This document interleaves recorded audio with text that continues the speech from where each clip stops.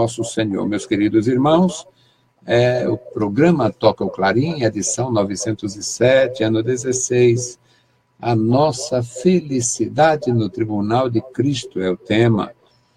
Enfrentar um tribunal, mesmo humano, se não houver todas as pessoas que vão a um tribunal, elas têm a possibilidade de ganhar ou perder. Quando uma causa chega no tribunal, existe a possibilidade de alguém ganhar ou perder. Existem estas condições. Agora, meus amados, nós aprendemos que é possível alguém estar num tribunal e estar seguro da presença de Deus, seguro da presença do Senhor. Haverá segurança no tribunal de nosso Senhor Jesus Cristo, haverá segurança no tribunal de nosso Senhor Jesus Cristo para quem estiver presente, porque nós temos os méritos de Cristo em nosso benefício. Nós temos os méritos de nosso Salvador em nosso benefício. São os méritos de Jesus que constam, que vão contar para nos beneficiar. Portanto, meus amados, nosso tema é este, a nossa felicidade no tribunal de Cristo. Não existe nada que possa atrapalhar a vida daqueles que estão servindo a Deus, que estão num estado de fidelidade ao Senhor e à sua palavra, o Santo Evangelho, e quando chegar o momento do tribunal de Cristo, não há nenhuma ameaça, porque nós temos a garantia, nós temos o benefício do sacrifício de nosso Senhor Jesus Cristo. Esta é a razão da nossa felicidade. Eu desejo ler com os meus irmãos a nossa leitura, segunda Epístola de Paulo aos Coríntios, capítulo 5, versículos 10 a 18. Porque todos devemos comparecer ante o tribunal de Cristo, para que cada um receba segundo o que tiver feito por meio do corpo, ou bem ou mal. Assim que, sabendo o temor que se deve ao Senhor, persuadimos os homens à fé, mas somos manifestos a Deus e espero que nas vossas consciências sejamos também manifestos, porque não nos recomendamos outra vez a vós, mas damo-vos ocasião de vos gloriardes de nós, para que tenhais que responder aos que se gloriam na aparência e não no coração. Porque se enlouquecemos, é para Deus, e se conservamos o juízo, é para vós. Porque o amor de Cristo nos constrange, julgando nós assim, que se um morreu por todos, logo todos morreram. E ele morreu por todos, para que os que vivem não vivam mais para si, mas para aquele que por eles morreu e ressuscitou. Assim que, daqui por diante, a ninguém conhecemos segundo a carne, e ainda que também tenhamos conhecido a Cristo segundo a carne, contudo agora já não o conhecemos deste modo. Assim que, se alguém está em Cristo, nova criatura é. As coisas velhas já passaram, eis que tudo se fez novo. E tudo isto provém de Deus, que nos reconciliou consigo mesmo por Jesus Cristo e nos deu o ministério da reconciliação. Bendito Deus, Pai querido, Pai santo, Senhor da glória, estamos em tua presença. Obrigado, meu Senhor, pela tua bondade, obrigado pelo teu amor, obrigado pela tua graça, pela tua mão estendida sobre nós. Obrigado, Senhor, pela tua bondade. Santo de Israel, Senhor da glória, fala conosco, abençoa toda a tua igreja em toda a terra. No santo nome de Jesus Cristo te pedimos e te agradecemos. Amém. Meus queridos irmãos, a leitura feita na palavra de Deus por algumas pessoas, para algumas pessoas, melhor dizendo, pode ser enigmática, mas existe a palavra, a doutrina de que nós estaremos um dia no tribunal de Cristo. Um dia vamos estar diante do Senhor, diante do seu tribunal, para ouvir do Senhor a sua palavra, a sua decisão. No que diz respeito ao juízo final, que é na consumação de todas as coisas, os crentes em Jesus Cristo não vão estar diante do tribunal, a não ser os que se converteram ou se convertem após o arrebatamento, após a tribulação, após ou durante o milênio. Mas, quando aconteceu o arrebatamento da igreja e a ressurreição dos mortos, a chamada primeira ressurreição, todos os servos de Deus, todos os salvos de todas as gerações, haverão de comparecer ante o tribunal de Cristo e haverão de receber benefícios, receber galardões. O tribunal de Cristo, ele não é condenatório, ele é de recompensas. Ele não é de reprovação da pessoa. Ele é reprovatório em relação às ações das pessoas. Não estará nenhum ímpio diante de Cristo no seu tribunal. Neste tocante a esse texto, segundo aos Coríntios 5:10. Aqui o apóstolo Paulo, como doutrinador da igreja, apóstolo de Jesus Cristo, ministro dos gentios, ele diz, porque todos devemos comparecer ante o tribunal de Cristo, para que cada um receba o que tiver feito por meio do corpo, ou bem ou mal. E aqui existe, para alguns é um terror, é um abismo esse tema. Por que se torna um abismo para alguns? Porque, meus amados irmãos, nós temos grande limitação em relação ao conhecimento da palavra. Existe é vergonhoso dizer, mas existe um conhecimento rudimentar. O rudimento é tratado como uma coisa importante e a sã doutrina, a palavra, preste atenção. Eu acredito, não precisaria nem chamar a atenção de alguém. Mas observem as pessoas que se dão ao trabalho digno, maravilhoso de estudar a palavra de Deus. Se satisfaz com a leiturinha, se satisfaz...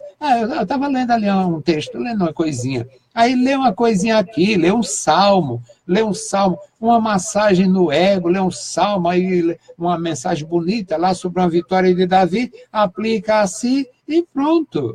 Nós somos, na verdade, para ser mais franco, para ser mais direto, nós somos todos, ou quase todos, mortos de preguiça, podres de preguiça em relação a estudar a palavra, avaliar, analisar a palavra. Mas, para esses que é um terror ouvir isso aqui, vai a mensagem. Não me interessa muito se piora o terror para essas pessoas. Mas o versículo é claro.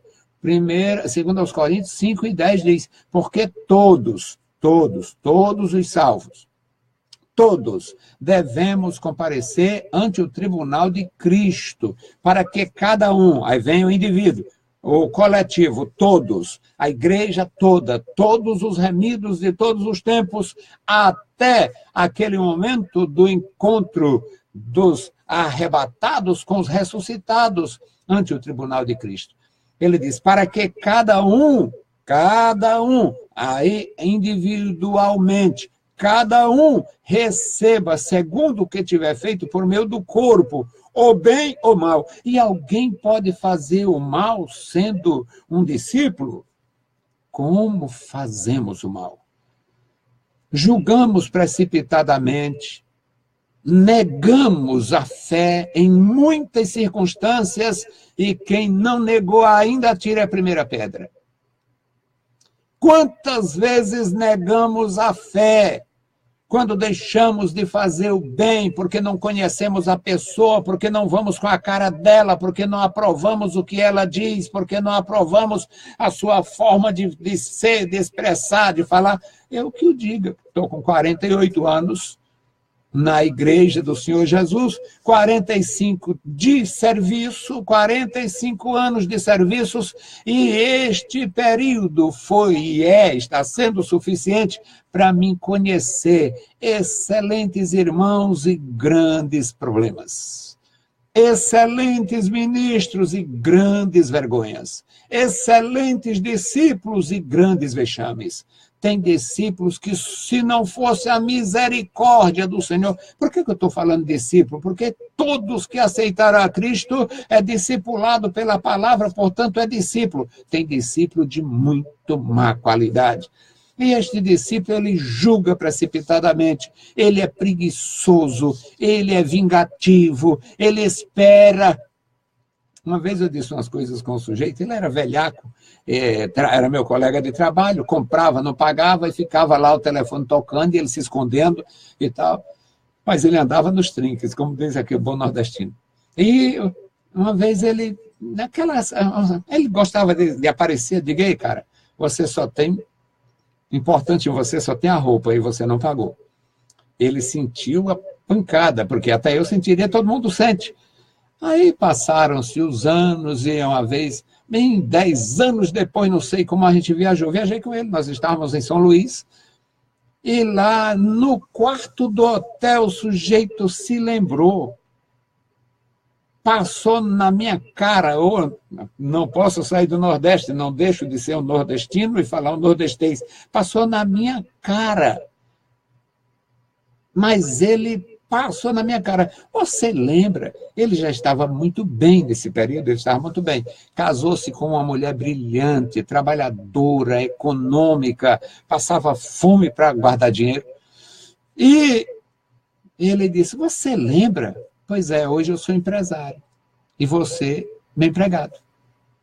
Isso mais de 10 anos depois. Eu ri para ele. Eu só ri para ele.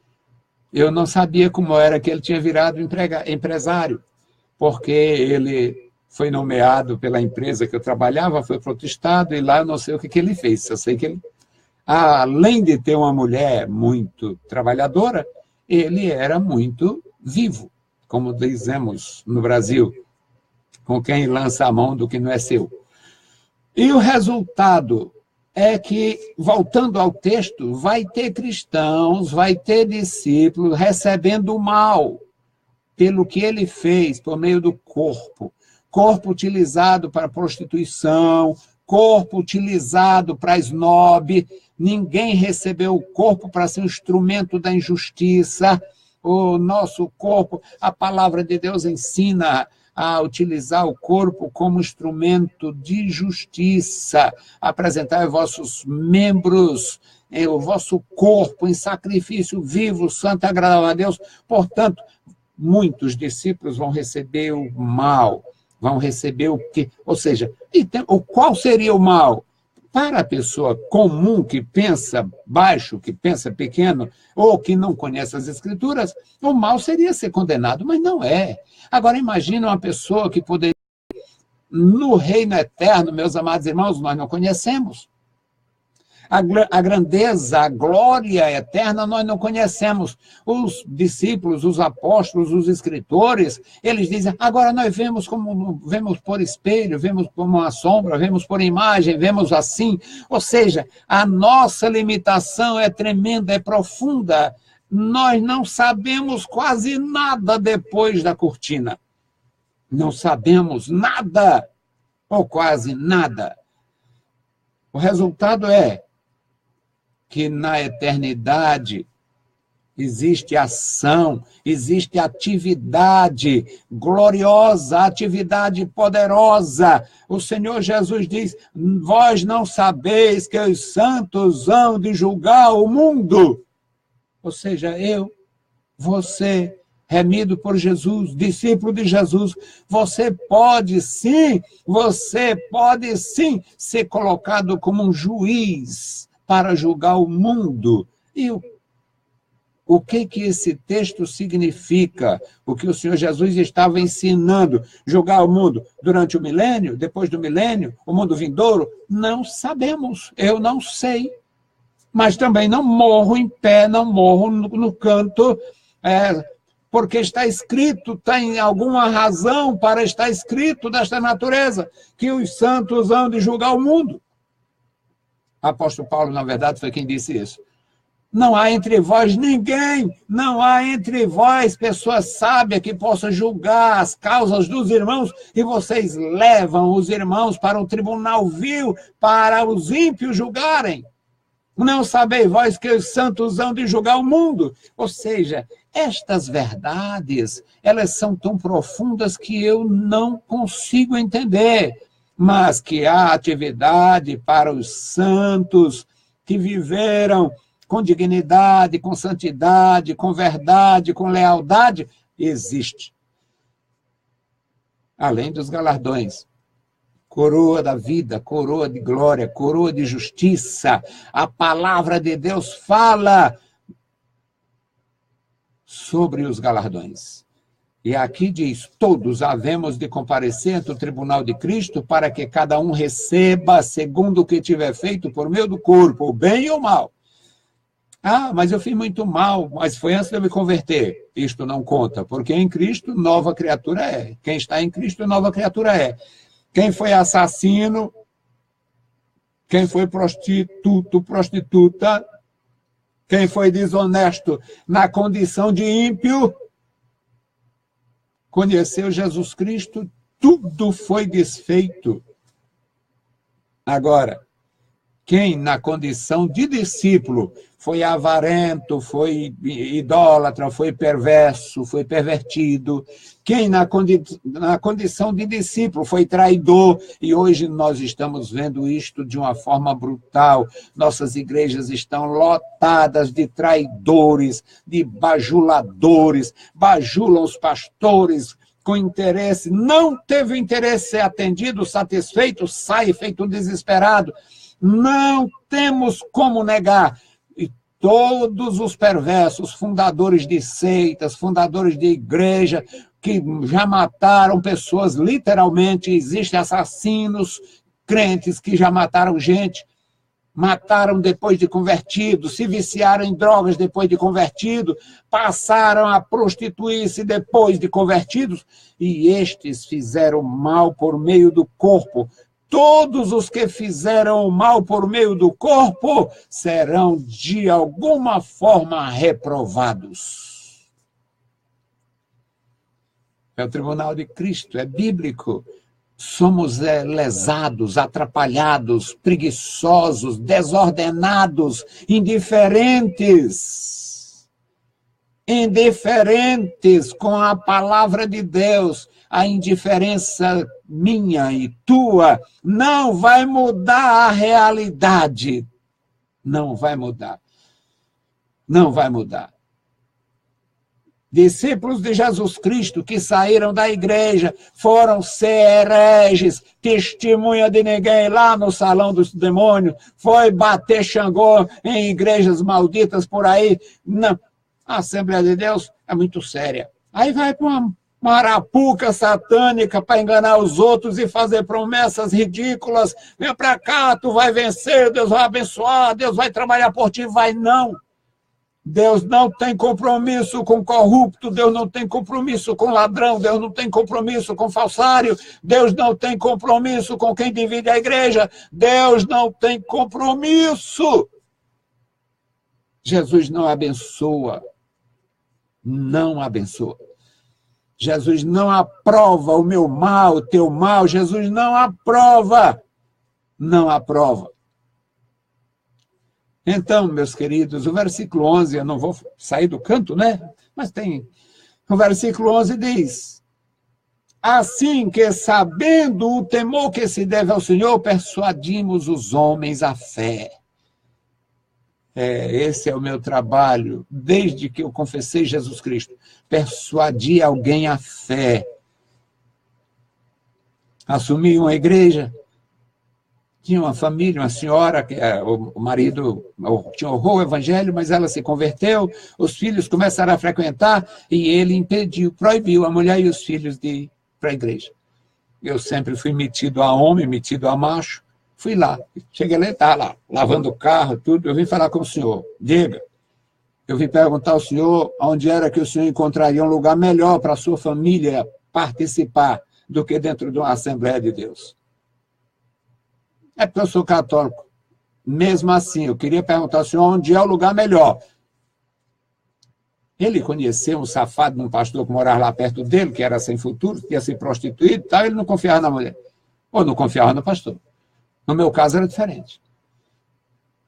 O que o senhor quiser dizer, quiser falar, fale. Porque se é para reprovar algum mal feito que o senhor conhece, a igreja católica tem ladrão, tem perverso, tem pedófilo, tem prostituta, tem tudo que não presta. Então, por que o senhor é tão devoto que não deixa a sua família congregar? O senhor não encontraria, escute-me, o senhor não encontraria e não encontrará um lugar melhor para a sua família participar do que num templo da Assembleia de Deus. Mas fui embora. A mulher não voltou e os filhos não voltaram. Graças a Deus, ele não ficou nem no bairro. Vendeu tudo, perdeu no jogo, não sei o que foi, só sei que sumiu. Mas eu vou. Por quê? Por que eu faço isto? É porque eu persuado, persuadir os homens à fé. Assim que, sabendo o temor que se deve ao Senhor, persuadimos os homens à fé, mas somos manifestos a Deus e espero que nas vossas consciências sejamos também manifestos. Fazer a obra de Deus, levar alguém, tirar alguém do abismo e colocar na presença de Deus, persuadir a fé, porque todos, sem exceção, haveremos de comparecer ante o tribunal de Cristo. O versículo 12 diz, porque não nos recomendamos outra vez a vós. Paulo estava dizendo, não vou falar de virtude pessoal, não vou discutir assunto meu, não vou. Pode me achar louco, versículo 13, pode me chamar de louco, se eu perder o juízo, é para Deus. E se conservar o juízo, é para vós. Porque o amor de Cristo nos constrange, o versículo 14. O amor de Cristo nos constrange, julgando nós assim. Se um morreu por todos, todos morreram. Ele morreu por todos, para que os que vivem não vivam mais para si, mas para aqueles que por ele morreu e ressuscitou. Assim que daqui por diante, a ninguém conhecemos segundo a carne, e ainda que tenhamos conhecido Cristo segundo a carne, Paulo não conheceu Jesus pessoalmente, mas estava rodeado de testemunhas que tinham visto o Senhor Jesus.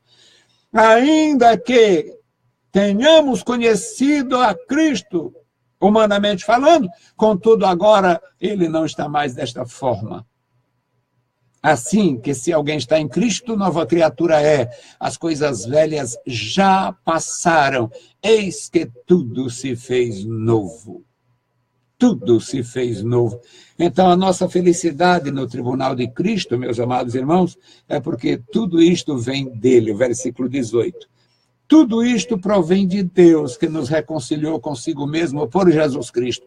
se o culto na lei, ordenado de uma forma gloriosa pelo próprio Deus. Olha, o cordeiro tem que ser branquinho, de 1 ano, o cabrito tem que ser branquinho, de 1 ano e tal. Não podia ter mácula, não podia ter sujeira, o ambiente tinha que ser limpo, tinha que ser tudo feito de uma forma ordenada, maravilhosa. Mas o nosso cordeiro foi Deus quem providenciou. A nossa fé foi Deus quem despertou. O nosso serviço foi Deus quem capacitou. E, diante do tribunal de Cristo, estaremos ali pela sua misericórdia. Alguns vão receber por ter feito mal. Mentiram, fraudaram, roubaram, dizimaram, por interesse, fizeram ofertas mentirosas. Alguém dizimando até sobre a desonestidade. Todos vamos comparecer diante de Cristo, no tribunal de Cristo, para receber conforme o que tiver feito por meio do corpo, o bem ou o mal. Que Deus abençoe os meus irmãos. Que Deus nos dê graça, e vitória, e vigor, e sabedoria, e discernimento para fazer o bem. Bendito Deus, Pai Santo, Pai querido, Senhor da glória, estamos em Tua santa presença. Obrigado, meu Senhor. Obrigado pela Tua igreja. Obrigado, meu Senhor, pelas nossas vidas, pelos meus irmãos. Obrigado pelos que eu conheço. Obrigado pelos que eu conheci com tanta dignidade. Meu Deus, tenha compaixão das famílias dos meus irmãos que já se foram para a glória. Ó Deus, guarda cada um da graça, manifesta o teu poder, abençoa os órfãos, as viúvas. Senhor, guarda, meu Senhor, as famílias dos pastores, as famílias dos ministros que serviram, meu Senhor, que cumpriram a sua missão e foram para casa. Ó Deus, guarda a tua igreja, nos dá graça, Senhor, para estar na tua presença com confiança. Em nome de Jesus Cristo te pedimos e te agradecemos. Amém. Saudamos a todos com a paz de nosso Senhor Jesus Cristo. Se o Senhor permitir, voltaremos na segunda-feira. Amanhã apresentaremos com as crianças na 4ª etapa. E na sexta-feira, o pastor Paulo, com a sua equipe, apresentará com as crianças na 3ª etapa. Deus os abençoe, leiam a Bíblia Sagrada e a graça de nosso Salvador repouse sobre vós. Amém.